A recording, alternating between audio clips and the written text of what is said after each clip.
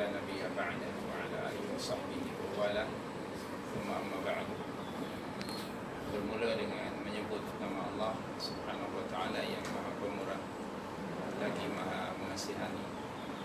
Segala puji bagi Allah Subhanahu wa taala yang sentiasa menganugerahkan karunia-Nya ke atas kita yang tak terhingga. Semoga kita sentiasa dapat mensyukuri sama ada dengan hati atau dengan lisan atau dengan perbuatan. Salawat serta salam semoga sentiasa Allah limpahkan ke atas junjungan kita Nabi Muhammad sallallahu alaihi wasallam, berkati ahli keluarganya, para sahabatnya, dan sesiapa sahaja yang mengikuti petunjuknya hinggalah hari kebangkitan. Sungguh satu karunia yang besar daripada Allah Subhanahu wa taala di petang hari ini. Saya dan keluarga sangat gembira dengan kedatangan asatidzah. Ini tok guru saya Ustaz Abdul Razak, masya-Allah ma'ruf dan Ustaz Ujang juga. Saya belajar daripada mereka. Saya tua dari sudut usia saya. Bukan tua, tapi saya lahir lebih awal dari mereka.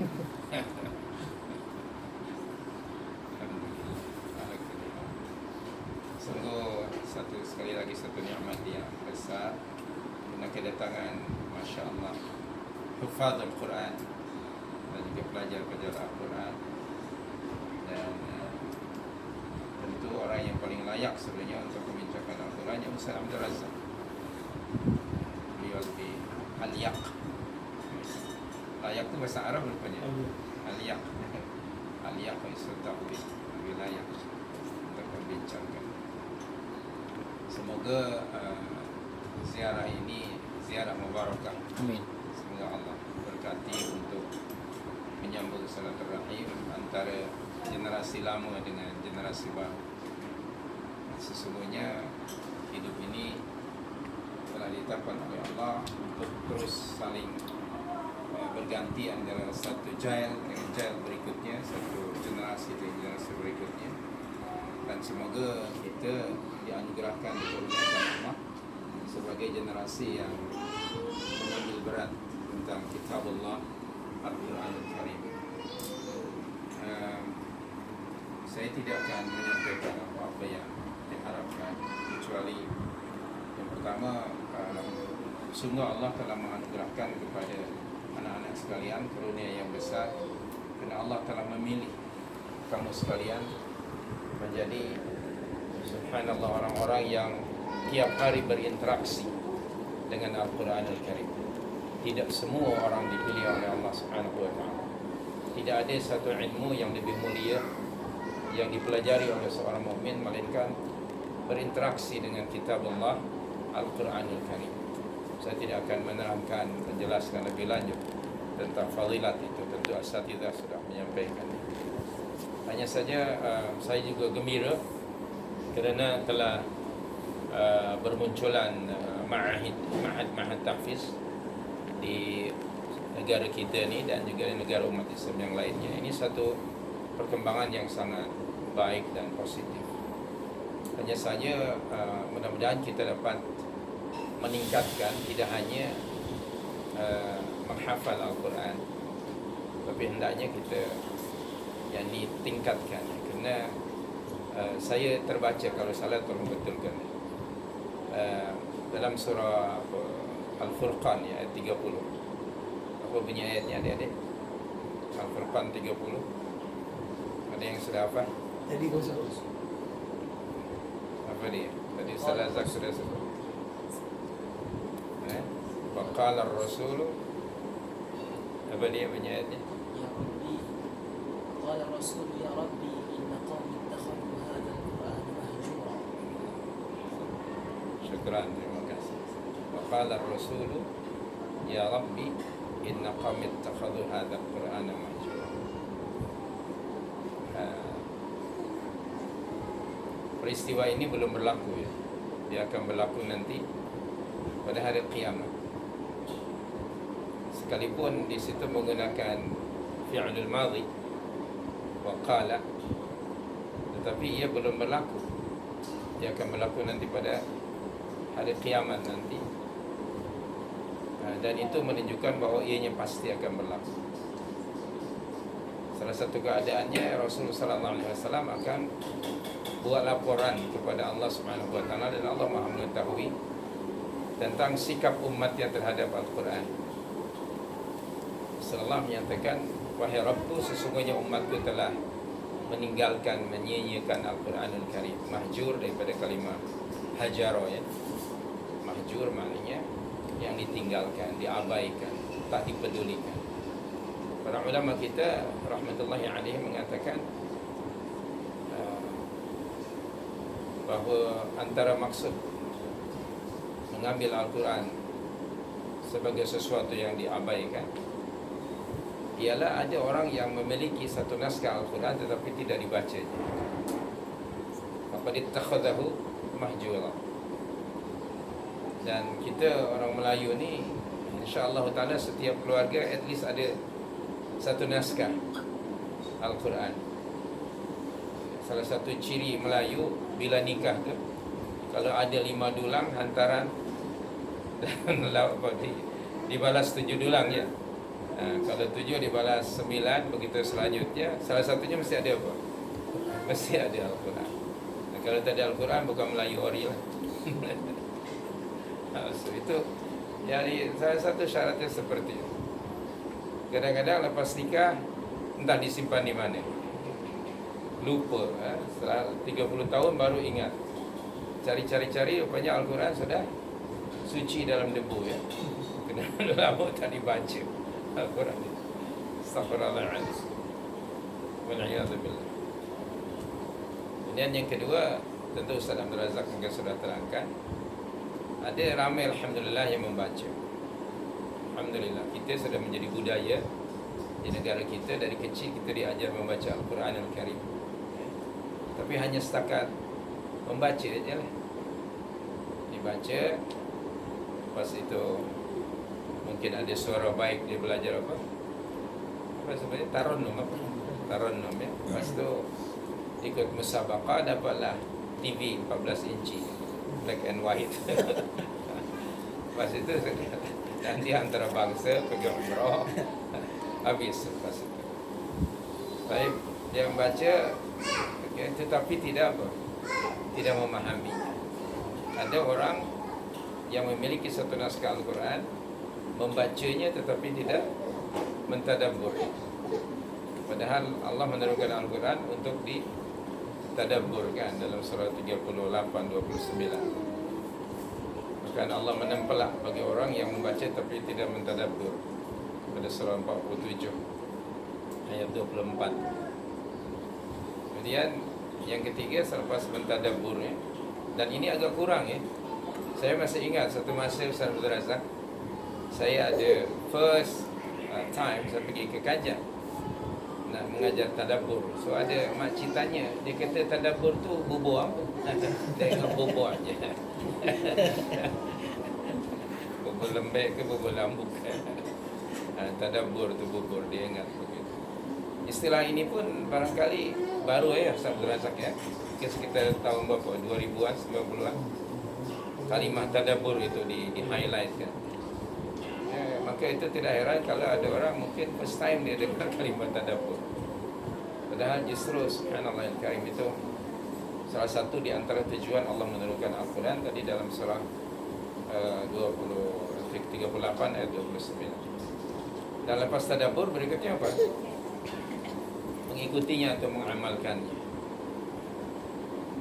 Ramai mungkin yang menghafal Quran, yang mentadabbur. Kita dituntut untuk menterjemahkan Al-Quran dalam kehidupan kita sehari-hari. Rasulullah SAW itu menerima wahyu daripada langit, dan wahyu ini mesti dalam bahasa Indonesia disebut dibumisaiskan, dibumisasikan.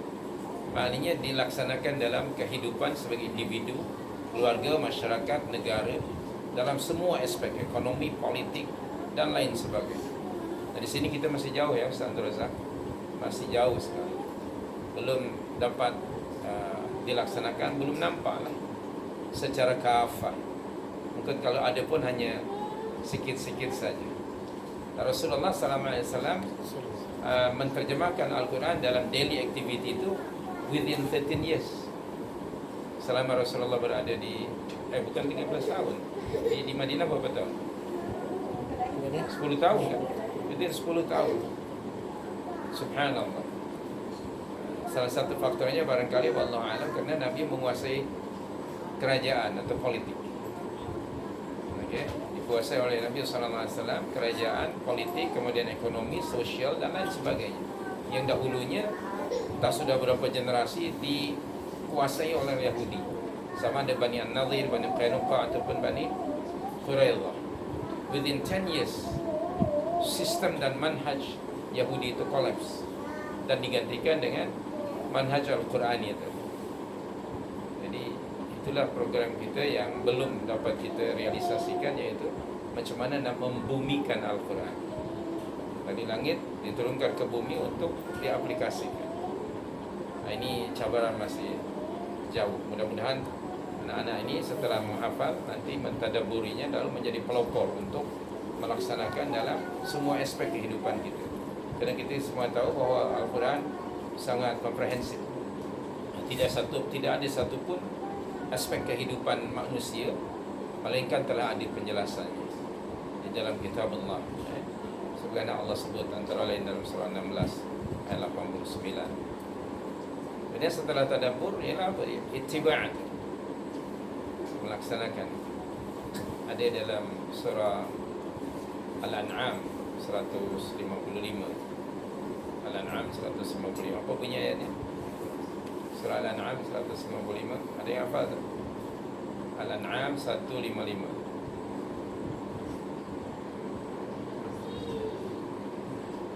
Tadi yang hafal. Umur Al-An'am belum lagi. Fattabi'uhu la'allakum apa? Syakira. Ada yang hafal tak? Surah yang ke-6 155. Kena? Ya Allah Muhammad Habibullah. Al-An'am. Al-An'am 155. Kitabun fattabi'uhu. Kitabun anzalnahu ilaika mubarakun fattabi'uhu wattaqu la'allakum turhamun. Al-An'am 150. Di situ ada kalimah fattabi'uhu. Betul Al-Quran itu kitabun mubarak. Tapi di mana keberkatan Al-Quran? Saya masih ingat dari kecil ya. Supaya mendapat keberkatan secara terazak dalam budaya kami, lepas mengaji itu akan dikucuk Quran. Dikucuk dada dulu kot, saya pun tak pasti. Ada tiga lekuk lah. Kepala dulu. Mula Kepala dulu. ada 3 lekuk Quran saya Ustaz.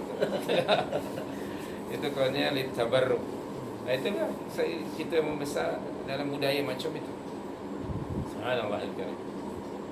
Okey, litabarruk. Satu, bahkan ada orang pengalaman satu rasa. Saya pergi ke HKL. Ada hamba Allah tak sihat lah. Dia sakit. Lalu dia pegang Quran, dia letak di dada dia Quran. Dan dia buka page by page. Sapu kan. Ya, saya kata, itu apa itu? Kita nak mengambil barakah. Dia kata, bukan, itu kan photostat itu. Salinannya mana? Litabarruk, tetapi salah faham. Ada pula yang Quran diikat, letakkan di apa? Fan ini, tadi sini. Nanti pusing ni kan, pusing. Jadi anginnya menyebar ke seluruh ruangan rumah yang kerana nanti dapat keberkatan. Dan the other one, dia masuk dalam air satu baldi. Dia stay terus tu dia minum. Masuk hospital kan, kotor kan. Nah, ada macam itu. Itu semuanya niatnya baik, iaitu litabarruk, tetapi salah faham. Dan Allah sudah sebut tadi fattabi'uhu.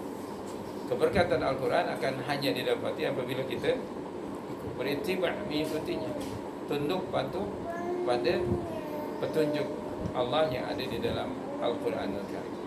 Dan generasi awal disebut jailun Quraniyun farid. sebagai generasi yang unik, yang asalnya mereka na'udzubillah fil jahiliyah, tapi diubah worldview mereka dengan Al-Quranul Karim. Jadi salah satu di antara mukjizat Al-Quran itu pada surah Ibrahim ayat yang pertama ialah mengeluarkan manusia minal dhulumat lan nur. Maka adik-adik semuanya nanti harus menjadi aktivis.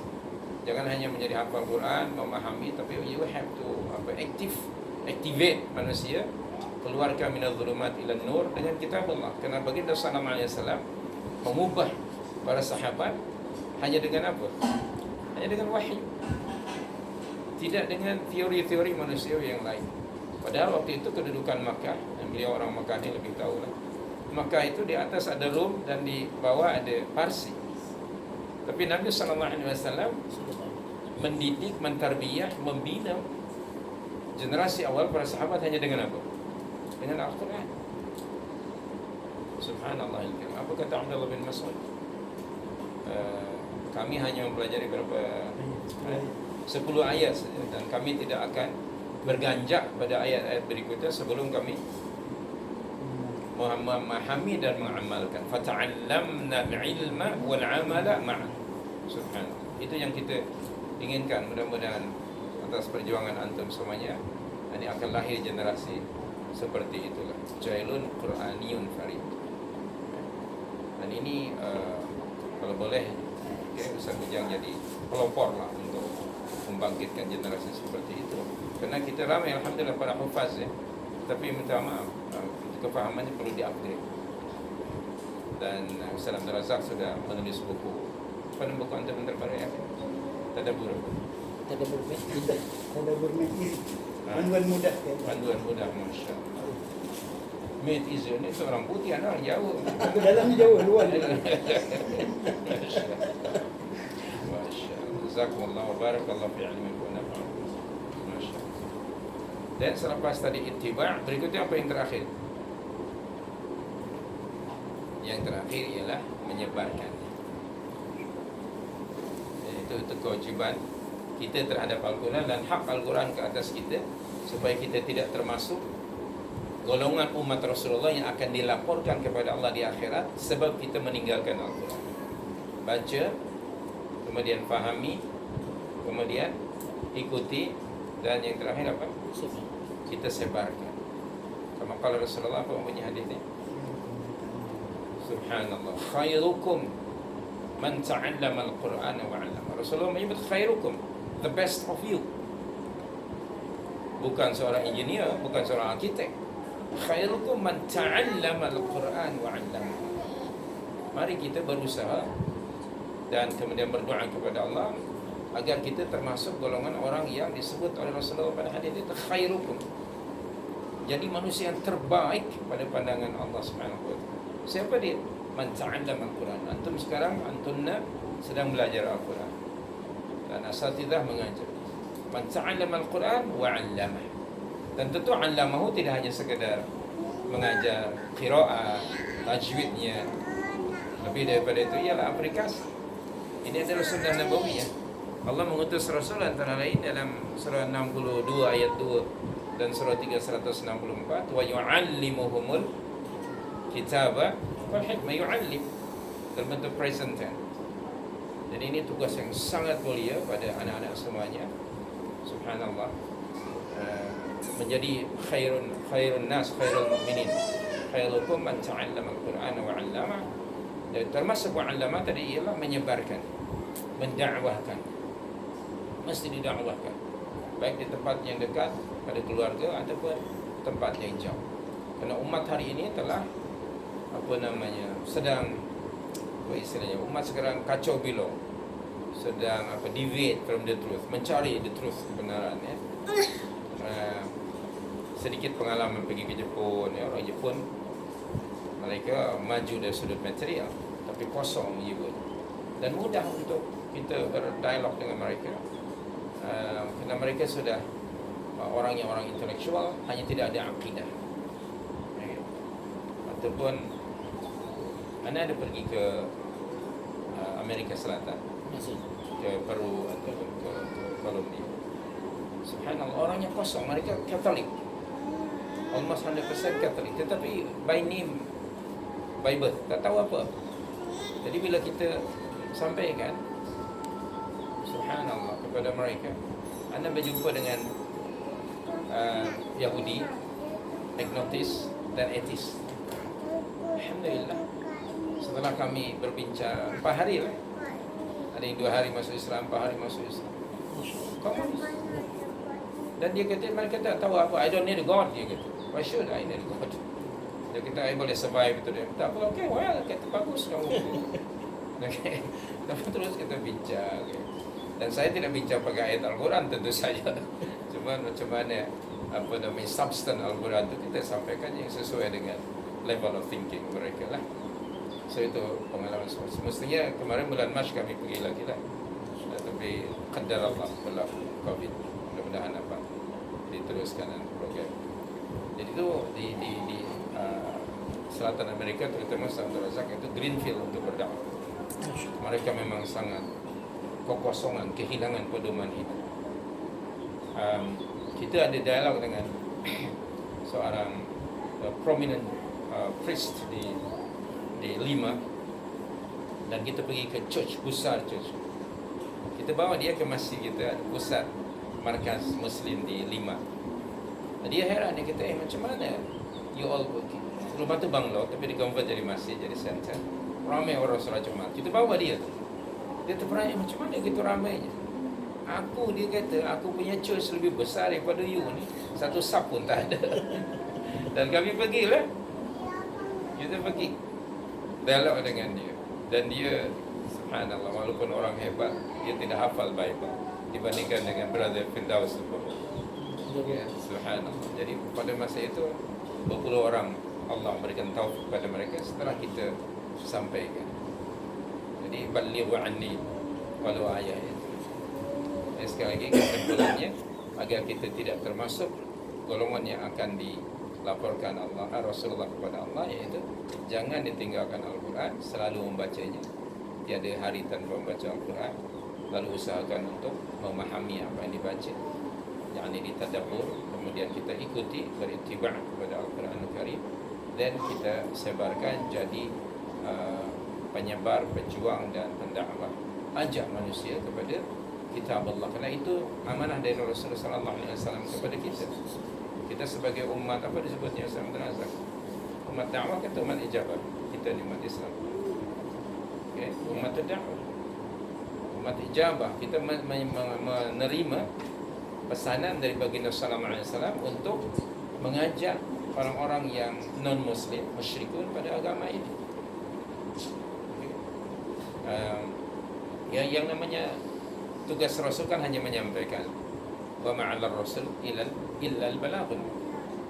Pengalaman juga bulan September yang lepas, kita pergi ke Tanzania, jumpa dengan orang-orang asli sana, mas saya tu kan. Di satu kampung, Masya Allah, Alhamdulillah, ramai masuk Islam. Sebab ketua kampung yang masuk Islam, that tribe, dia ketua tribe. So yang lain, afu aja lah. Masuk, ya dah follow dan Islam. Lepas tu kita, Alhamdulillah, kita buatkan masjid, kita buatkan perigi. And then di satu kampung tu, ramai orang. Tapi dia kata, we don't want to accept Islam. So, we remain in our religion. Ada yang asli, ada yang Kristian. Kata, okay, no problem. Kita datang ke sini bukan nak memaksa kamu to be a Muslim. Jadi begitulah. Tapi lepas itu kita orang sembang, kita orang minum bersama, minum kopi lah, minum. Kalau mereka minum darah lembu kan, cucuk lembu tu orang asli. Alhamdulillah, yani wa ma 'alaina illa al-balagh. Sampaikan taufik wal hidayah min Allah Subhanahu wa taala. Kita tahu bahawa Rasulullah sendiri tidak punya authority untuk meletakkan iman dalam jiwa seseorang, hatta apa saudaranya yang dia sayangi sekalipun. Jadi sekali lagi, mudah-mudahan Allah memberikan taufik kepada adik-adik semuanya untuk menjadi jailun Quraniyun yang akan membimbing umat, generasi adik-adik yang akan datang. Dengan kami ini, orang tua macam saya, hanya berdoa lah, adik-adik lah yang akan meneruskan perjuangan Rasulullah SAW ini untuk bukan hanya di negara kita, tapi di tempat lain. Dan di negara kita ramai orang non-Muslim. please save them from the hellfire. Baik itu orang beragama Hindu ataupun orang beragama Buddha dan lain sebagainya, datangi mereka, dakwahkan pada mereka ya. Saya sedikit ada pengalaman dengan teman-teman di sini, ada yang menerima, ada yang tidak, biasa lah. Jangan kecewa. Jadi kalau boleh kita kembangkan dakwah ini kepada orang-orang yang non-muslim, kerana sesama kita hanya na'muru bil ma'ruf wa nanha 'anil munkar. Adapun orang non-muslim kita nad'uhum ila tauhidillah, ud'u ila sabili rabbika bil hikmah dan sebagainya. Wa man ahsanu qawlan mimman da'a ila Allah. Kemudian Rasulullah juga Allah berfirman di surah 12 atau 08, wa anna hadha la qul hadhihi sabili ad'u ila Allah. Jadi kita berdakwah dengan wahyu Al-Quran dan hadis Nabawiyah, mengajak manusia kepada ibadatillahi wahdahu la syarikalah, tidak mengajak pada diri kita sendiri. Itu sajalah, minta maaf kepada asatidzah yang lebih aliyaq minni untuk menyampaikan. Yani sekadar ini bukan tausiah, bukan apa, sembang petang sebelum mi masak. Okey, terima kasih. Itu saja. Allah. Barakallahu fikum wa jazakumullah khairan ala hadhihi tausiah. Jadi kita dah dengar nasihat daripada Al-Fadil, tuan guru kita Ustaz Sofwan. Moga-moga apa yang kita dengar pada hari ini dapat kita jadikan panduan